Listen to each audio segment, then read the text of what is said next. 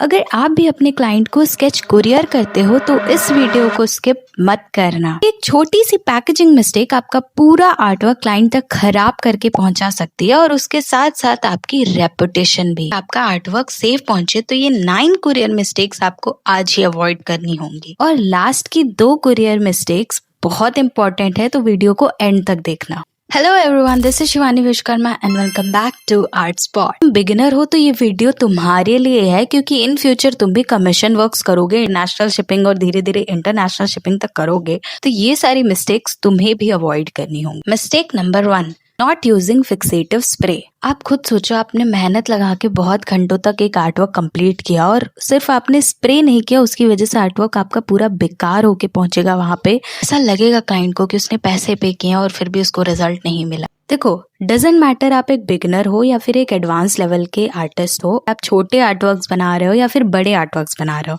Simple या फिर realistic जो भी ड्राइंग्स आप बना रहे हो, आपको स्प्रे यूज करना ही करना है। अगर आप स्प्रे यूज नहीं करोगे तो आपका आर्टवर्क खराब होके वहां पहुंचेगा, स्मज हो जाएगा और वो अच्छा नहीं लगेगा। मिस्टेक नंबर 2 ये है कि हम अपने आर्टवर्क को, अपने स्केच को कार्डबोर्ड नहीं लगाते हैं। कार्डबोर्ड हम लोग लो क्वालिटी का लगा देते हैं, जिसकी वजह से उसके फोल्ड होने के चांसेस होते हैं, उसमें क्रैक्स आने के चांसेस होते हैं।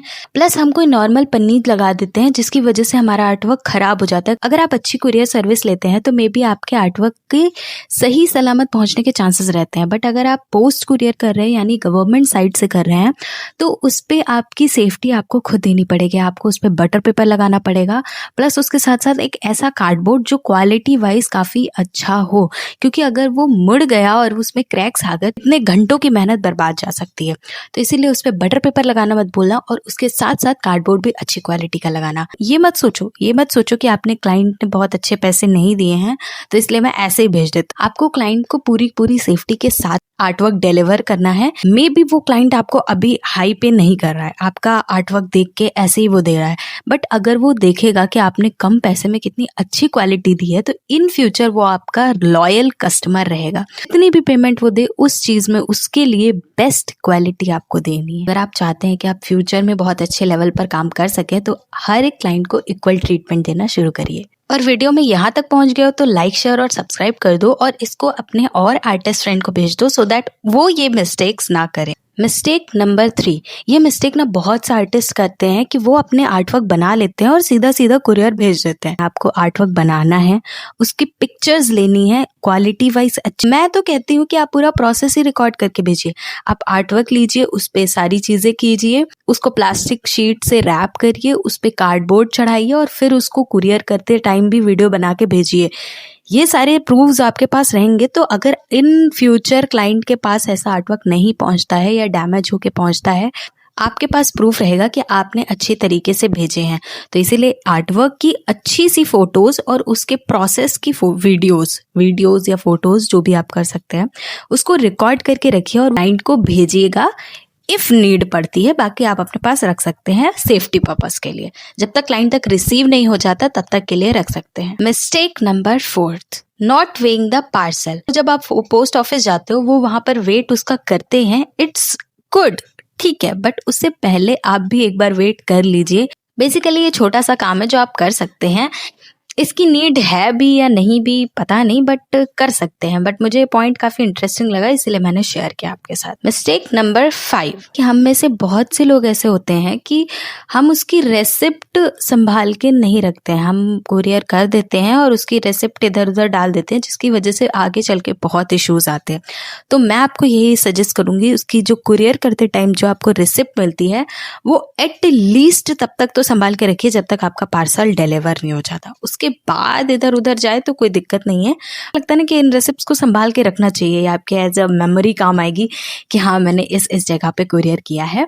बाकी तो आपकी मर्जी है, बट मैं यही सजेस्ट करूंगी कि उसको तब तक तो ना ही खोए जब तक कि वो पार्सल डिलीवर नहीं हो जाता, ठीक है। उसके बाद वो कहीं भी जाए कोई दिक्कत की बात नहीं। Mistake number 6, incorrect shipping address and not putting extra phone numbers. Shipping address आपको अच्छे से डालना है, क्लाइंट से 1-2 बारी कंफर्म कर लेना है, और शिपिंग एड्रेस के साथ साथ आपको एक एक्स्ट्रा फ़ोन नंबर डालना है। बेसिकली आपको 2 फ़ोन नंबर डालने हैं, क्योंकि देखो कभी कभी ऐसा हो जाता है कि क्लाइंट का पहली बार में फ़ोन नहीं लगता है। तो जब फ़ोन नहीं लगता है तो वो 1-2 दिन तक पार्सल अपने पास रखते हैं और फिर उसके बाद वो रिटर्न कर देते हैं जहाँ से पार्सल वो आता है। तो इससे बेटर यही है कि एक कम से कम नहीं 2 फ़ोन नंबर्स आपको डालने हैं शिपिंग एड्रेस पे, ताकि कोई ऐसा इशू ही ना हो। तो क्लाइंट के लिए ये चीज मैंडेटरी रखो कि 2 नंबर आपको देने ही पड़ेंगे। जस्ट इन केस कि उनके पास 2 नंबर नहीं है तो आप 1 नंबर डाल सकते। Mistake number 7, not mentioning what kind of parcel it is. कोई भी पार्सल डिलीवर कर रहे हो तो आपको इस चीज का ध्यान रखना है कि आप कौन सा पार्सल है, किस मीडियम पे है या कौन सी चीज है, आपको ये भी बतानी है। फॉर एग्जाम्पल मैंने ग्लास वाला स्केच, मतलब देखो मैंने आज तक सारे स्केचेस पेपर के फॉर्म में डिलीवर किए हैं, बट इस बार मुझे उसको फ्रेम के साथ डिलीवर करना था जिसका फ्रेम में ग्लास होता है।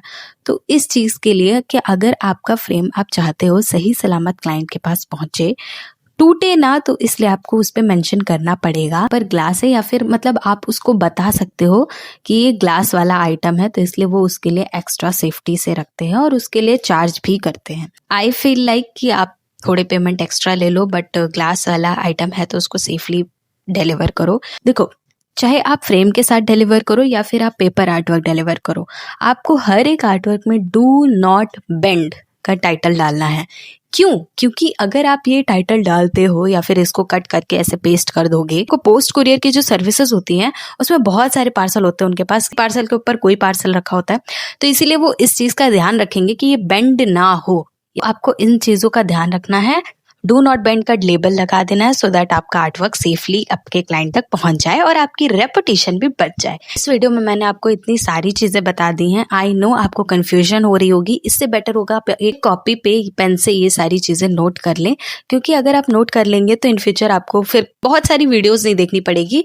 तो आई होप आपको ये वीडियो अच्छी लगी हो। हर सैटरडे एक वीडियो लेके आती हूँ। अगर आप इस वीडियो को देख रहे हैं तो आई एम श्योर आप एक आर्टिस्ट होंगे, और अगर आप बिगिनर आर्टिस्ट हैं तो मेरी इस वाली वीडियो को चेकआउट कर सकते हैं जिसमें मैंने शेडिंग का पूरा ट्यूटोरियल दे रखा है। ब्लेंडिंग टूल्स के बारे में नहीं पता है तो मेरी इस वाली वीडियो को चेकआउट कर सकते हैं, इसमें मैंने ब्लेंडिंग टूल के बारे में बहुत सारी चीजें एक्सप्लेन करी हैं। आप मेरी प्रोपोर्शंस वाली वीडियो को भी चेकआउट कर सकते हैं। ऐसे आप एक सिंपल ट्रिक से हर एक रेफरेंस को ड्रॉ कर सकते हैं। उससे पहले मैंने जेस्चर्स के ऊपर वीडियो बनाई थी तो वो भी चेकआउट कर सकते हैं। और इसी ईयर मैंने जर्नलिंग भी स्टार्ट करी है, मैंने उसके ऊपर भी वीडियो बनाई थी। और उसके बाद मैंने विजन बोर्ड भी स्टार्ट किया था और मैंने उसके ऊपर भी वीडियो बनाई थी। सॉरी, मैंने विजन बोर्ड बनाया था इस ईयर 2026 में, और इंस्टाग्राम पे मुझे फॉलो कर लें। मिलते हैं नेक्स्ट सैटरडे, तब तक के लिए बाय।